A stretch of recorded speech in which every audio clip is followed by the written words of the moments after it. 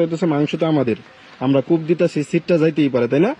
মানে যাইতে পারলে বা সিটটা গেলে ওই মাংসটা যে তুমি নিতেছো না বললে, এটা কি ঠিক না? এটা কি ঠিক? মানে তুমি কি ভুল করতেছো না? মানে তুমি যতই অভাবে থাকো না কেন, তাই বলে কি একটা জিনিস অন্যের না বলে নেওয়া যাবে? আমি যে এই মাংসটা যদি এখন রাইখা তোমার পাঠাই দিই, তুমি কিছু করতে পারবা? হ্যাঁ, আমাদের মাংস আমার দিয়ে দাও, ঠিক আছে? কোনো দাবি নাই তো? মন খারাপ করবা? কিচ্ছু না?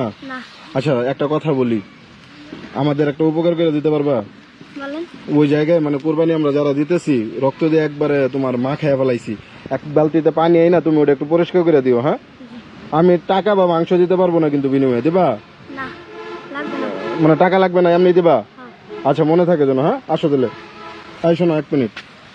আমি তো, তুমি আমার এখান থেকে মাংস টুকাইছো, এই মাংস রাইখা পাড়ায় দিতেছিলাম, তারপর আবার তোমার দিয়ে কাজ করাইতে বললাম, এখন বলতেছি টাকাও দিব না, তারপরেও তুমি দিবা? তুমি কোন ক্লাসে